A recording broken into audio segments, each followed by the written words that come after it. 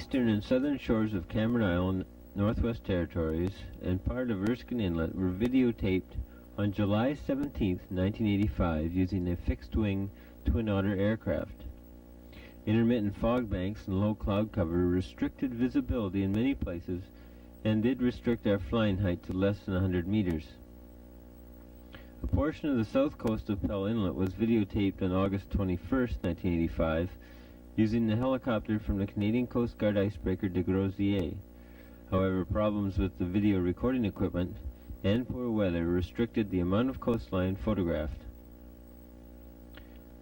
Additional aerial oblique photography of Cameron and Vanier Island shores, taken in 1976 and 1978, is available in Geological Survey of Canada Open File 693.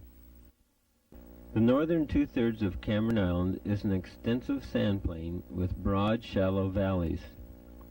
The plain is underlain by Triassic sediments, mainly sandstone, and an escarpment extending east-west along southern Cameron is part of a structural fold belt which crosses Melville and Bathurst Islands. It is composed of Devonian and Permian age rocks and attains elevations of 30 to 120 meters. The western end of the escarpment near Cape Kennedy forms the only steep coastline along Cameron Island, even though the shoreline does exceed 30 meters relief at the southeastern and northwestern corners of the island. The majority of the island is covered by a discontinuous veneer of marine sediment, which is partially to well vegetated. The shores underlain by Bjorn sandstones are well drained. However, the rest of the coastal zone is poorly drained and mainly low-lying meadow and tundra ponds, which are often underlain by massive ice lenses. Thermokarst features resulting from the melting of the ground ice are commonly observed along this island. Our flight line begins at the northern end of Cameron Island and proceeds southward along the east coast, past Robert Harbor, to Cape Fleetwood, along Cameron Bay, to Cape Fortune, and south to Charles Point, where we swing westward along the south coast of Cameron Island and Arnott Strait toward the Ben Horn oil production facilities.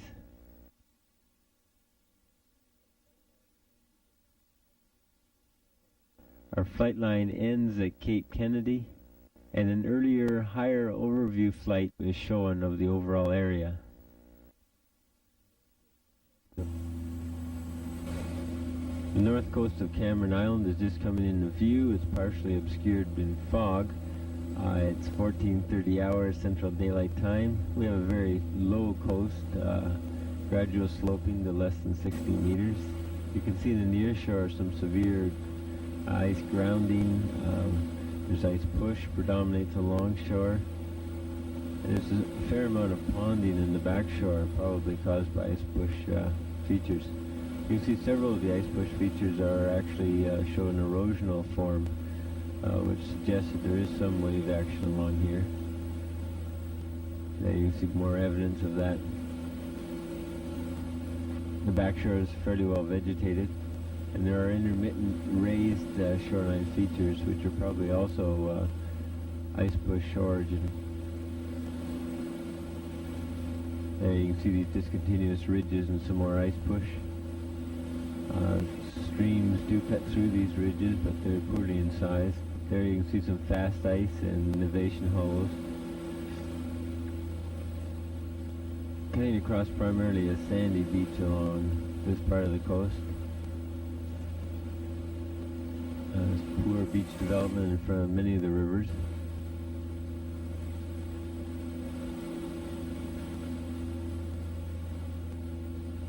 And the fog's getting somewhat thicker just along this section. The lead is intermittent.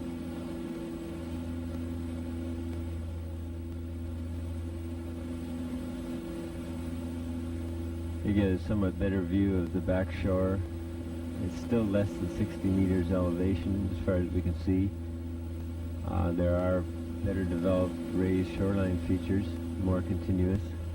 and the streams are partially incised.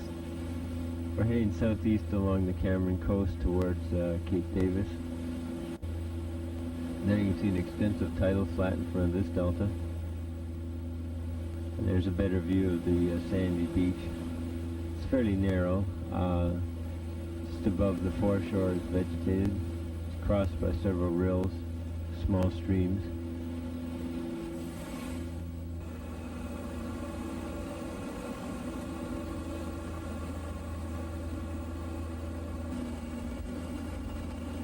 There's some thermokarst along this part of the coast, and you can see the raised beach ridges are somewhat better developed. We're just coming up on Cape Davis now.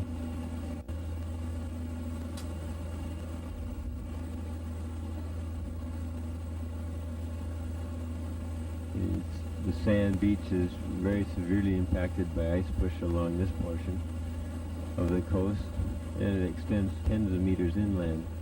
We're now heading further south towards Robert Harbor.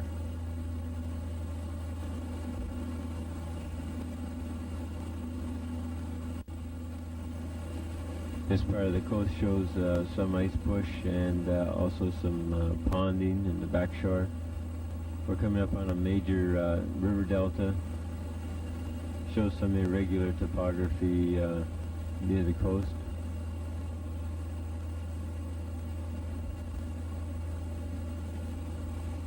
Looking along the north side of Robert Harbor, you can see it's still primarily 10/10 ice cover with a shore lead fringing it. We decided not to go into Robert Harbor due to time constraints and the poor visibility. We'll just cut across the mouth of it and head further south along Cameron coast.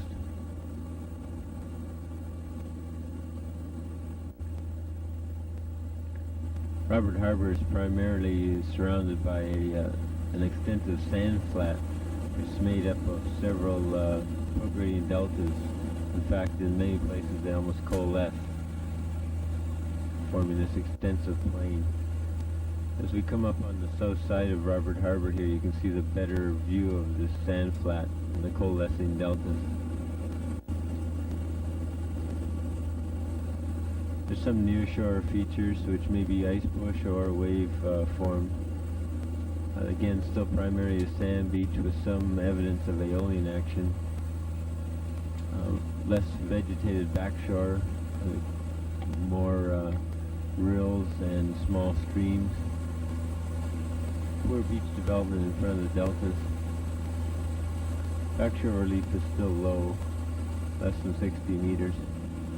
And you can see some raised beach features, but they're still poorly defined. Better vegetated backshore here though, and some nearshore features.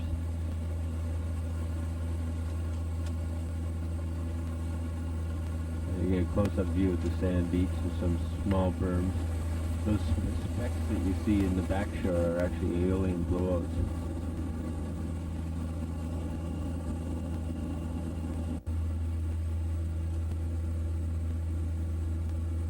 The coast continues to be primarily the same sand beach with a low backshore.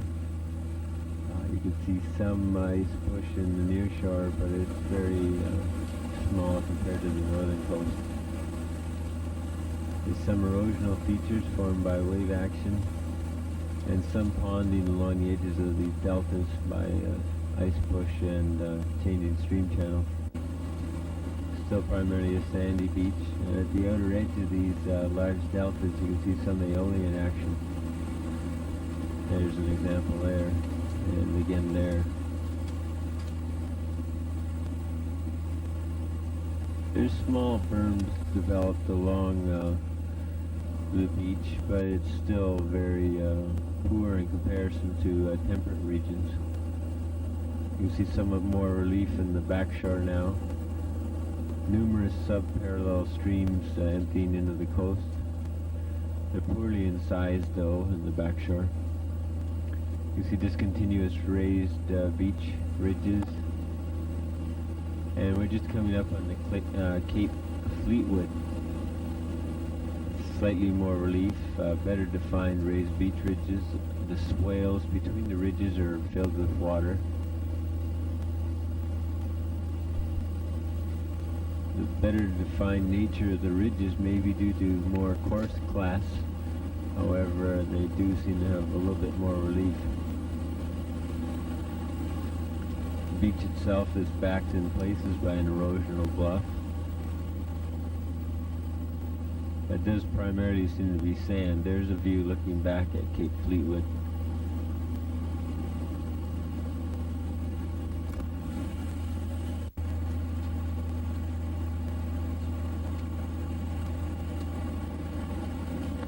As we go along the south side of Cape Fleetwood in the Cameron Bay, you can see there's numerous subparallel streams emptying into the bay. They're moderately incised, many are snow-filled.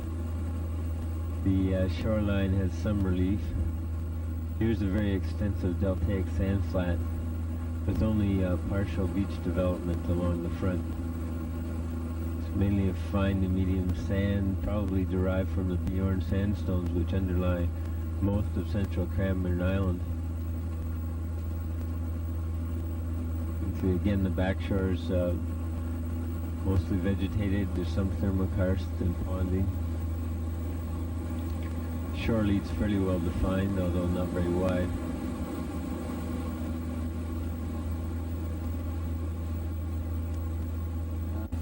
It's coming up on a small peninsula. Get a closer view of the ground. See numerous rills and some aeolian features. We're flying less than 60 meters elevation, and it's 1440 Central Daylight Time.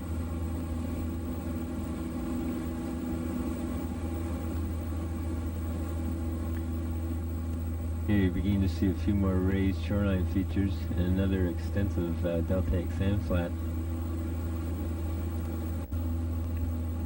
See the hinterland, the relief is starting to increase a bit. And across this delta just here you can see some relic ice push in the back shore.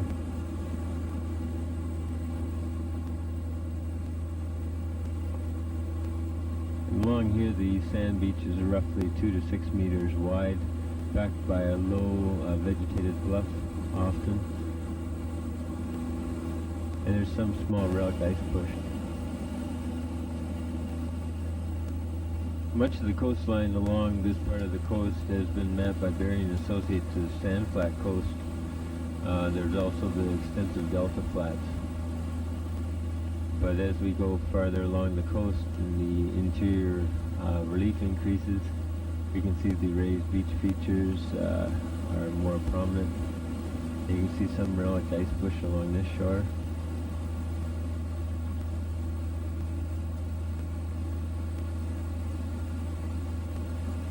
There's some thermokarst and ponding in the swales, particularly farther inland. Notice a lot of the sand beach has been incised by small streams, and they haven't been infilled by beach deposits, at least not in the last year.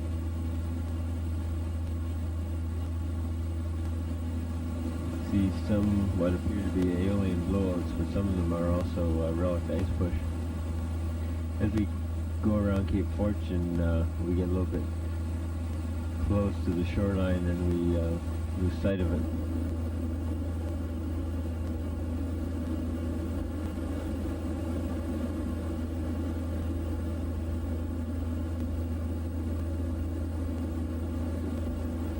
Just coming down the east side of Cape Fortune, the beach topography has changed considerably. It's now contains considerable more gravel and sand. It's a much more regular topography of ice push morphologies, and there's fast ice and anchor ice along shore.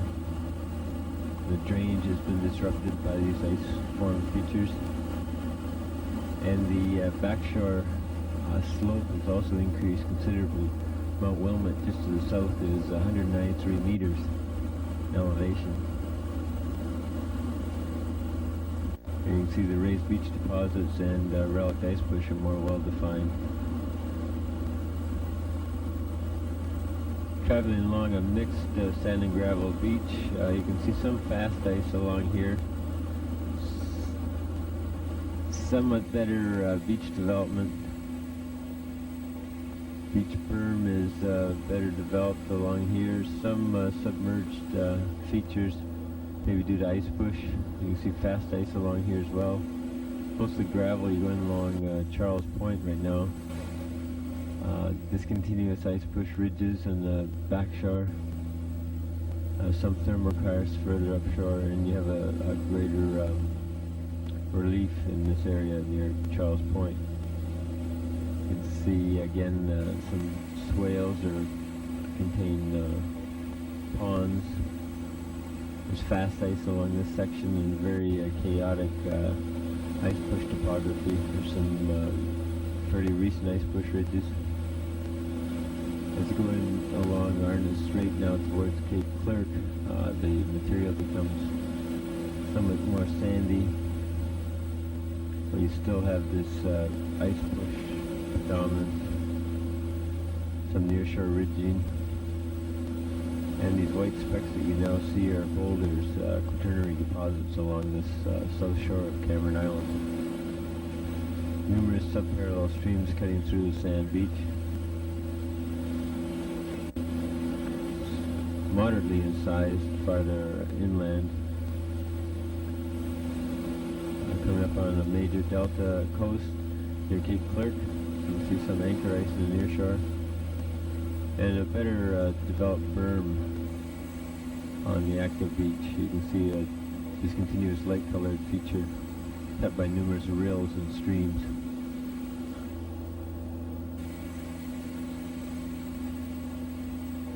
Some aeolian action, but not very much. This part of the coast of Arnott Strait has been mapped by Berry and Associates as mixed sand and gravel. You can see some relict ice push and anchor ice in the near shore.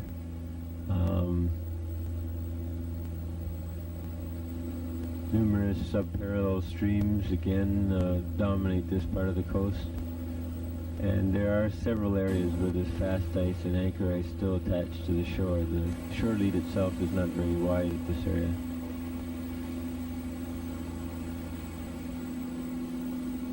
And numerous large deltas prograding into Arnott Strait, giving quite a large deltaic plain. Along the fringes of the deltas we get an low erosional bluff at the back of the active beach. And in several of these embayments along part of Arnott Strait, there are a greater abundance of gravel and boulders, and the raised beach ridges are more prominent.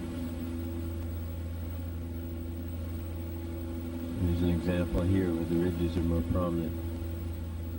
Numerous boulders in the back shore. Crossing over another large delta.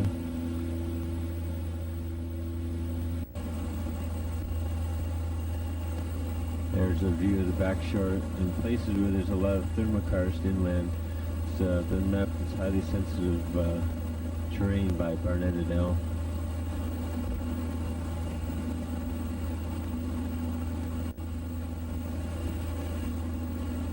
Is slightly greater relief near the active beach, meadow terrain inland.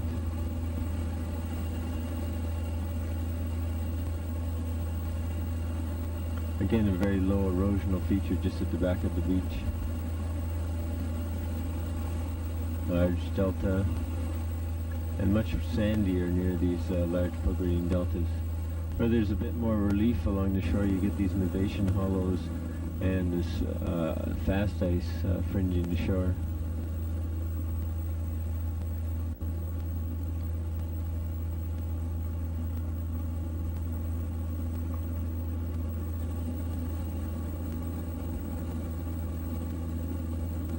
Somewhat wider sandy beach in this central part of South Cameron. Numerous boulders still in the back shore, and some well-developed beach ridges in the back shore. We're getting into some intermittent fog patches as we get closer to Ben Horn. You can see some aeolian action near the larger deltas.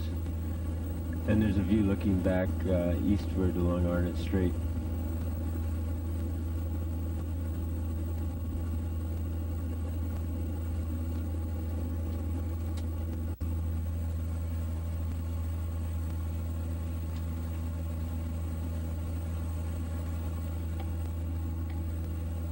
The shoreline continues as a mainly mixed sand and gravel beach, intermittently fair to well-developed raised beach ridges in the back shore.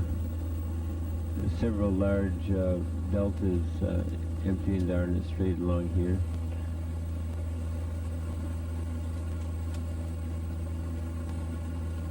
There you can see the low mixed sand and gravel ridge along the modern beach. You can see a wider intertidal as well, and some fast ice anchored along shore. You can see in the interior more thermokarst. The areas of very low-lying meadow are mapped as highly sensitive terrain by Barnett et al. Coming up on a large peninsula which contains considerable more gravel. And there's also more finds on the beach, considerable boulders in the back shore. And it's all been mapped as official deposits as quaternary, probably a glacial deposit.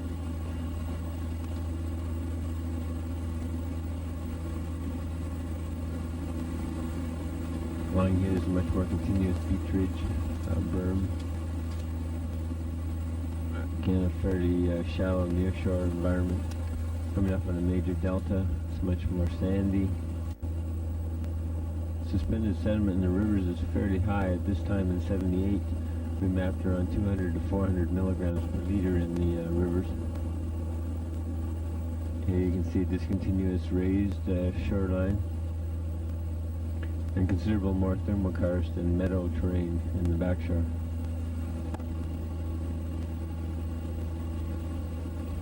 Nearshore has some boulders and some ice push ridges poking up through the water, and a fair to good developed beach berm along here. There are some depositional features formed along shore.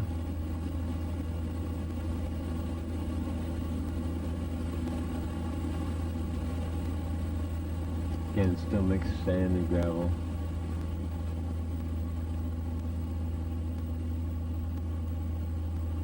Very low-lying back shore.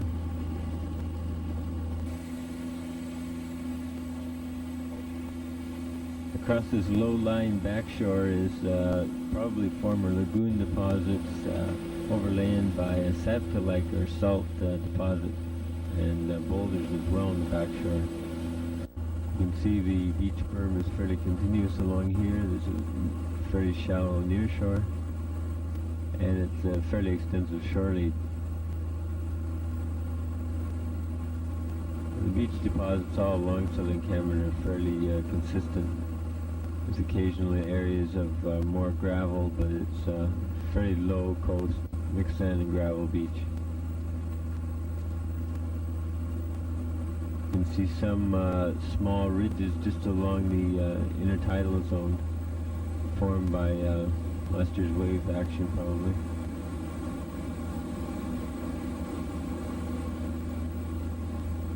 Some discontinuous relic ice push in the back shore.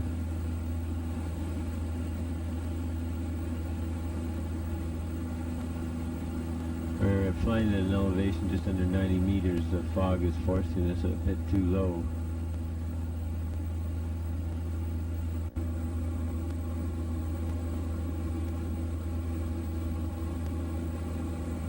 As our backshore relief increases slightly here, you can see nevation hollows and snow patches lining the shore. We're just coming up around the corner towards the Ben Horn River area. It's much more fog and our visibility is somewhat reduced. Here we're coming up near the Ben Horn River Delta. Much more sandy. There's thermal karst up the river area, and there's a shot of the delta at Bent Horn River. Farther west we cross over a couple small peninsulas, and there's some bedrock exposures and more gravel at these headlands. As a result, the beach ridges tend to be more distinctive in the backshore. There you can see a view there.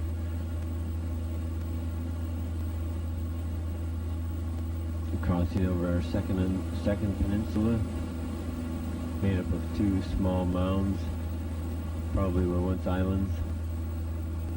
And we're just coming up near the production area of the Bent Horn oil find by Arctic Oils.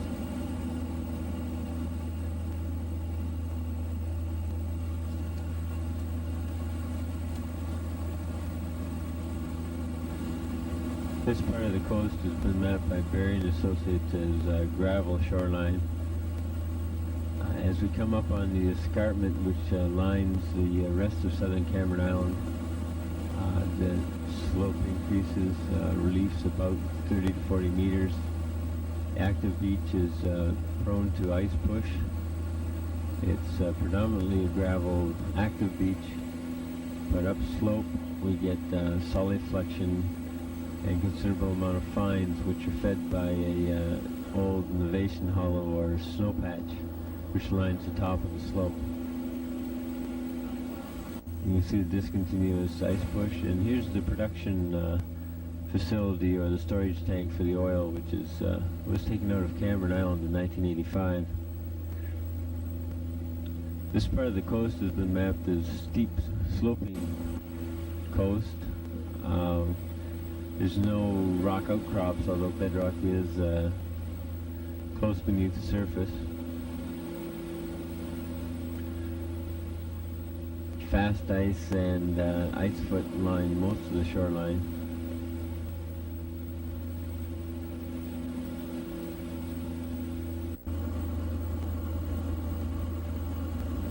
Field surveys in '78 showed that the nearshore bathymetry is fairly deep, and it appears to be a continuation of the slope from the land offshore. There's more ice ridging and shore ice piles along this part of the coast, and the active beach where it's visible is primarily gravel.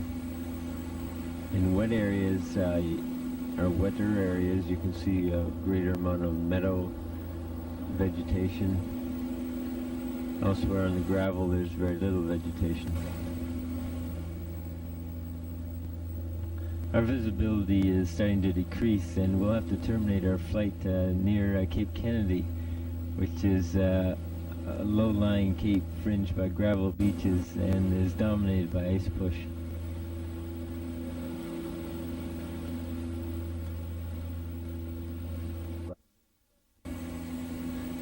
Here we have overcast conditions, but we do get a good overview of the southwest corner of Cameron Island and the large inlet that exists there. Just traveling along Cape Kennedy, where low-lying gravel shores are prone to sea ice, as mentioned earlier, and you can see the sea ice conditions at this time.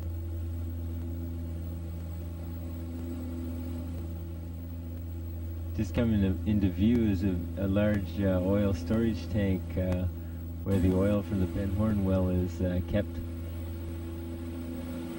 And you can also see a large linear snow patch which marks the base of a higher headland shore.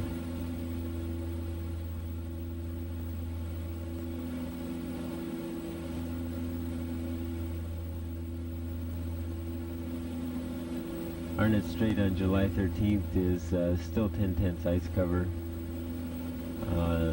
although there are portions that do show some breakup, particularly near the deltas.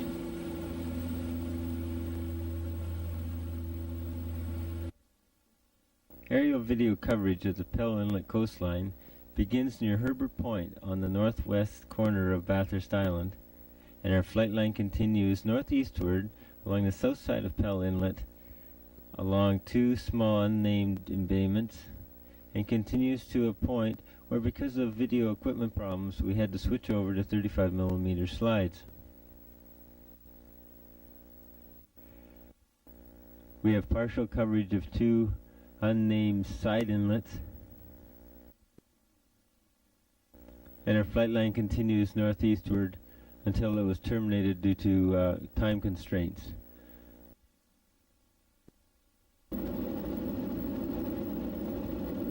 Flying along the Bathurst Island shore of Pell Inlet, heading northeastward. We're using the Coast Guard helicopter, flying at approximately 150 meters elevation. You can see there's a fairly low shoreline at the entrance to Pell Inlet at Herbert Point. Backshore elevations reach about 60 meters. Appears to be primarily a sand and maybe mixed gravel beach. Sea ice grounded along shore suggests a shallow near shore. And in fact, just coming into view, you can see the near shore, which appears to be a shallow, wide platform. And you can see where the sea ice has scraped through the seaweed, which further suggests that the bottom sediments are very coarse.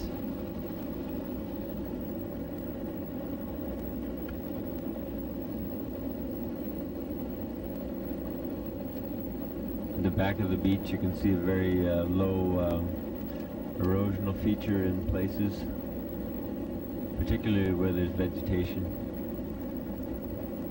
And on the whole, the beach appears to be better developed than we found along Arnott Strait.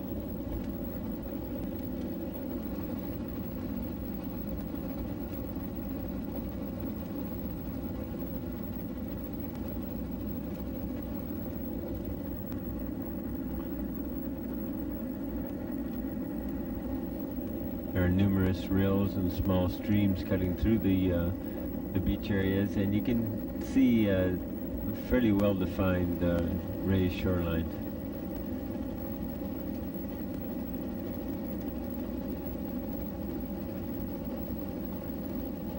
At the back of parts of the beach, you can see some solifluction lobes. Mass wasting processes are probably a little bit more common along this part of the Bathurst coast. Just entering a small embayment, you get a better view of the hinterland and the relief, which rises up to 60 to 100 meters. There we're looking back towards Schomburg Point on the far western side of Bathurst Island. You can see in the foreground here the light-colored water marks the nearshore platform, beyond which there's much deeper water.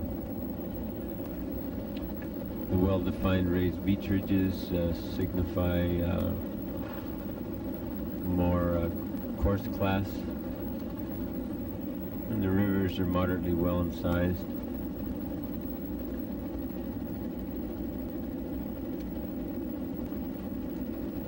By late August, most of the embayments are ice-free, except for grounded pieces along shore.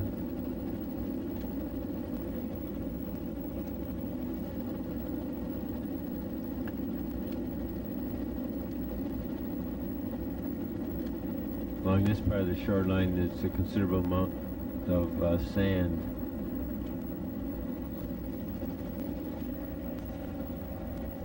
And there you can see the nearshore platform again, outlined by the grounded ice. And in the backshore, you can see solifluction lobes, and mass wasting processes appear to be fairly common. Get a good view of the hinterland, and our relief is starting to increase to a maximum of about 200 meters.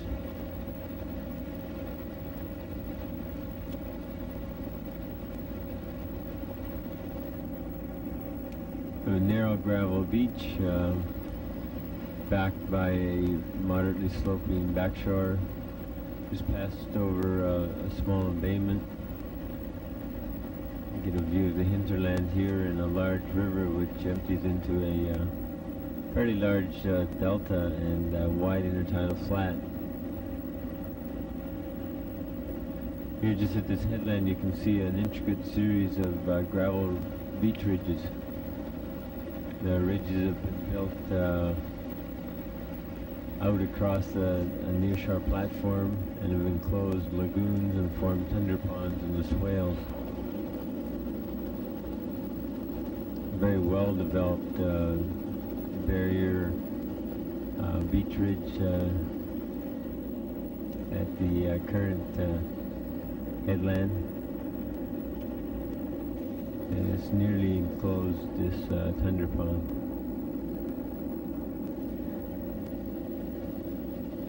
You can see they're well-developed beach ridges, predominantly all gravel.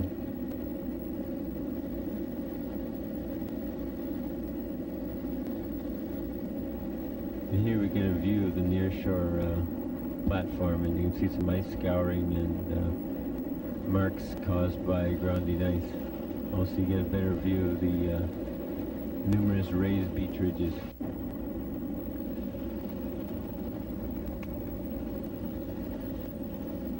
The whole series of ridges rising up slope to the top of the scarp, which is roughly 90 meters.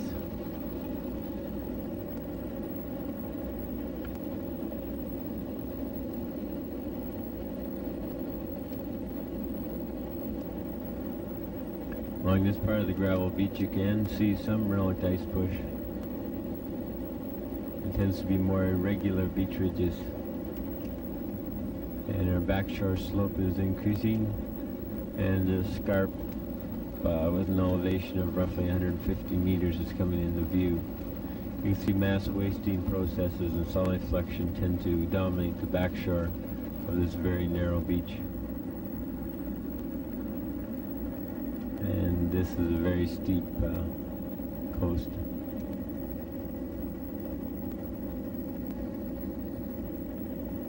Pretty well open water conditions except for ice grounded along shore.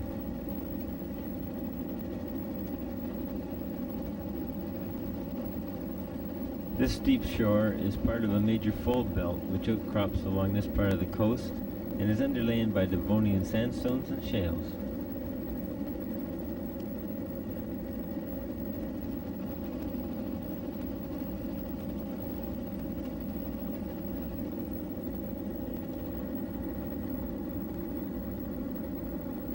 Mostly gravel beach. The relic beach ridges in the backshore are pretty well defined, and you can see some relic ice form features like ice pits and ice push.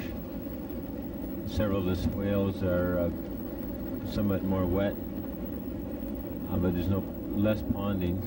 You can see an erosional feature at the back of parts of the beach. And here you get a better view of the headland before we head into this small embayment. Just at the edge of the cape you can see more tundra ponds that have been closed off by gravel beach ridges.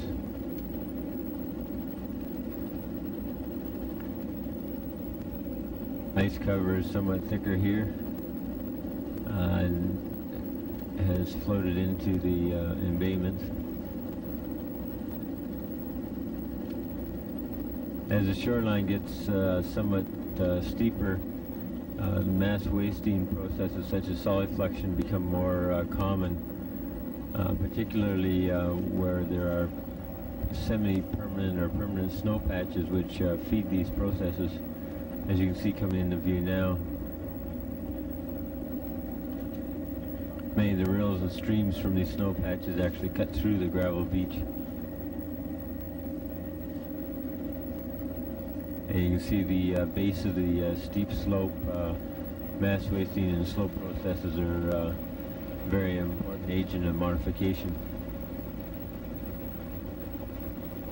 The result is a fairly chaotic topography and probably a less stable environment.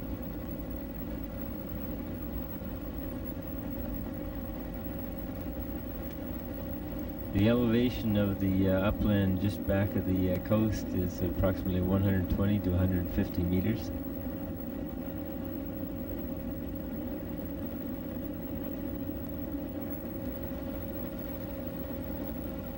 You can see the intermittent raised beach development cut by these streams, and there's a more abundance of snow patches on the upper slope. You can see a distinct line about 2/3 of the way up the cliff. It's not clear exactly what that is. Maybe a marine limit of some sort.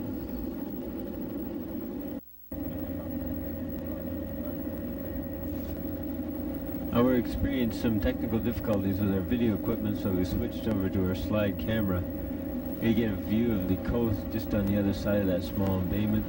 You can see that the steep coast continues along here, approximately 120 meter elevation, with a fairly continuous permanent snow patch on the upper slope, which feeds the mass wasting processes below, and a very narrow gravel beach at the base of the steep slope. Here we're up to around 150 meters. It's a recessive sandstone, siltstone of Devonian age, Hecla Bay Formation actually.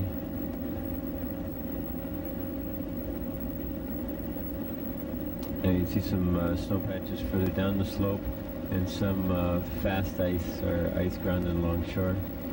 Some of the deltas you can see slate beach development across the front of them. And we're just coming up on the headland of a fairly large inlet that extends southward off of Pell Inlet. You can see more exposed bedrock and some boulder class.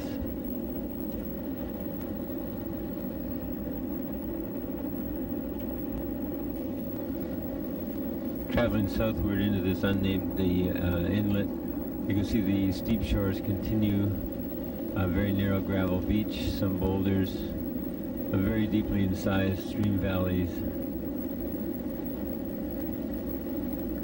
and the underlying geology is still the sandstones and shales of Devonian age. There's a few deposits of very light colored rock, probably a type of sandstone. It's coming into view here.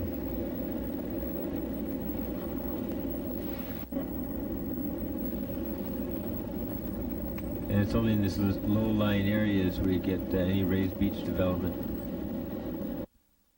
We've just cut across the inlet up into a side bay off the unnamed inlet. We're into a limestone formation now, a slightly older bird fjord formation. There's a major lake which has a good inlet and connection to the sea. There's a close-up of the connection. Probably a good fish run between the sea and that lake, only partially closed off by beach development. Backshore relief again continues to be about 120 meters. Mass wasting deposits occur along the lower apron of the slopes. At a major delta here you can see some extensive shallow nearshore areas. At the north side you can see some beach development. We're going back into slightly younger sandstones again, more resistant Hecla Bay Formation, as mapped by Kerr. There you get this classic apron of slope deposits at the base of a steeper slope. And then the beach is backed by a slate erosional bluff.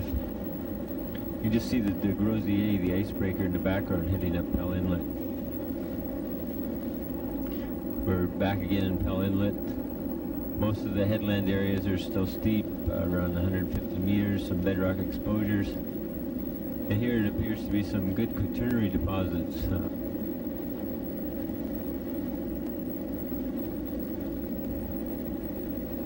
Again, as you get into lower lying land, there's more deltas, and raised beach deposits are better developed.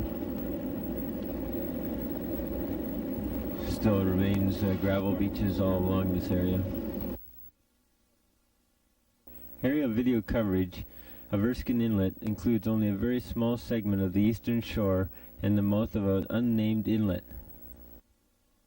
We've just come out of a fog bank. We're heading north along this Erskine Inlet.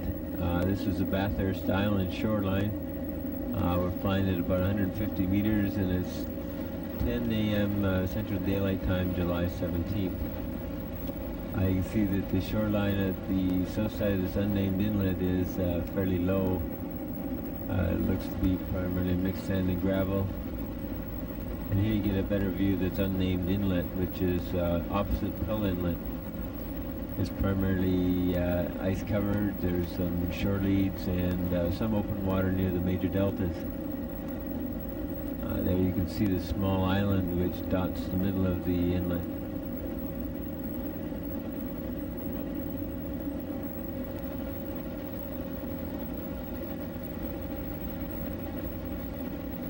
The ice surface is primarily first or second year ice. There's very little ridging and a few large multi-year forms.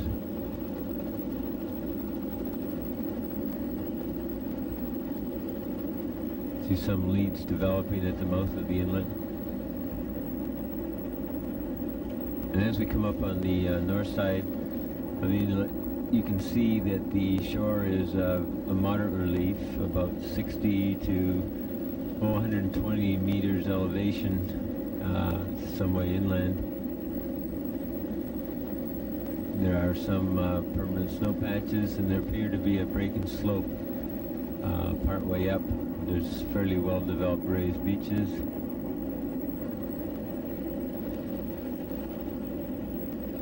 However, they are moderately incised by streams. You see numerous streams coming off this slope.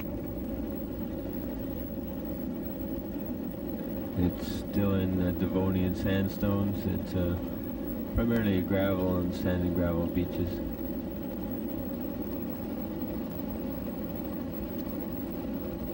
We're just coming up to another fog patch, and we're going to have to pull up and head further north to continue our video.